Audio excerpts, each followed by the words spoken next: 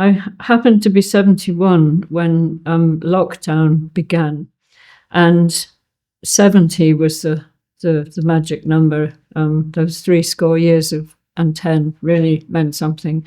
And I was really angry at being on the wrong side of the line, because I wanted to go out and be energetic and helpful and look after people, and instead of which I had to stay at home with a sword of Damocles hovering over me.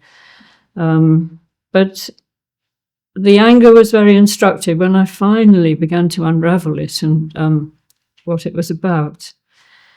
And I had to face death. I mean, I think our post-war generation has been so fortunate in so many ways.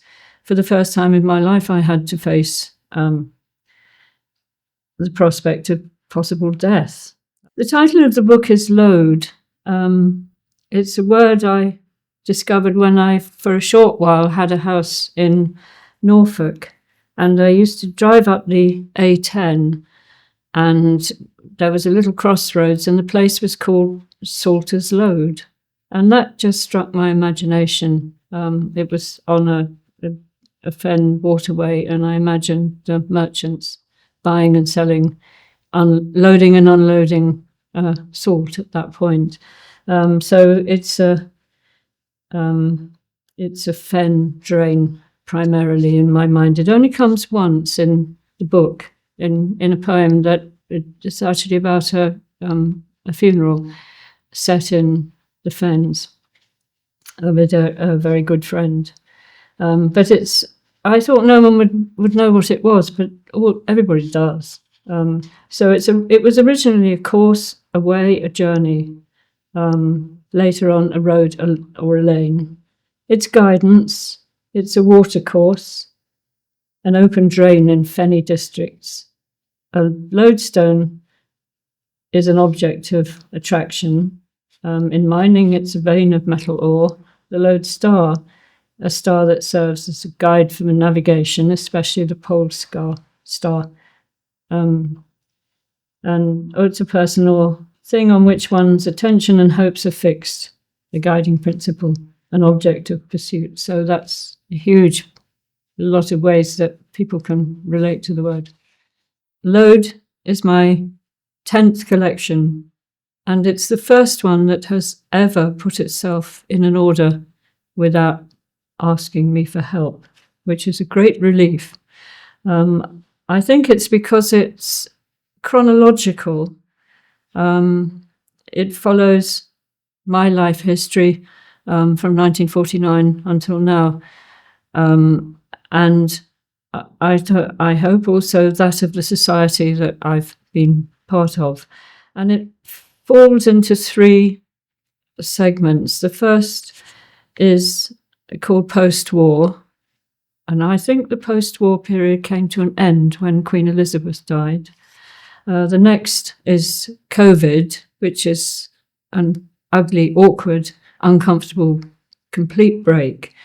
And the third section is Earth Horde, because I am somewhat involved in campaigning to mitigate the worst effects of climate change. We're the carriers of history for our time.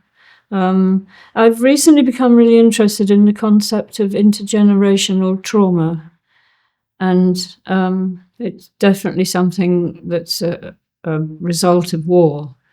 And whatever disturbances I have experienced and still experience in myself are, I think, related to my grandparents' experience of the First World War and the Second, and my parents' experience of the Second, and the way that my generation, particularly coming so soon after the Second World War,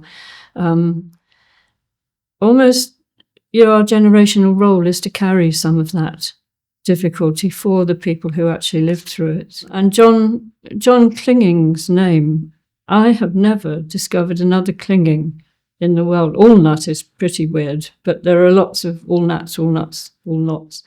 But Clinging, I mean, that grandfather hailed from Dumfries and Galloway, and probably not very far back from Northern Ireland.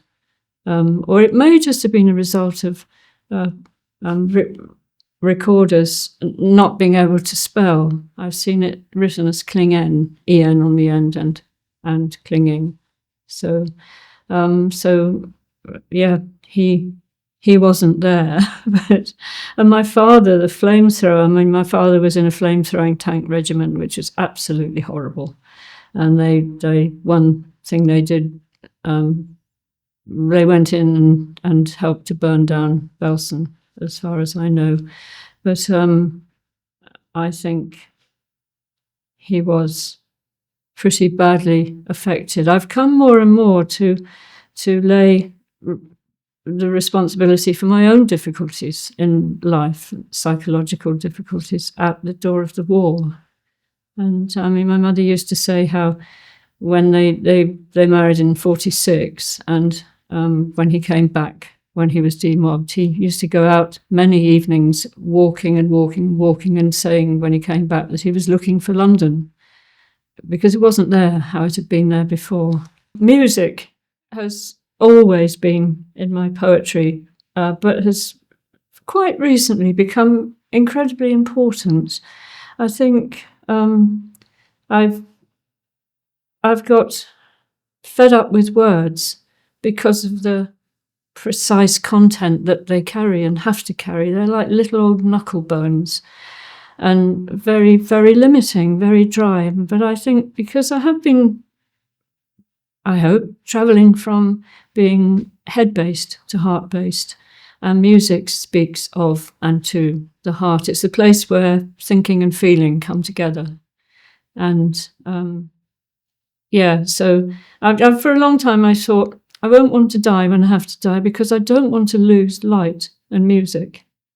Of course, they're going to have better versions in the other place, but in their imperfection, I suppose, and they surround us, they're with us.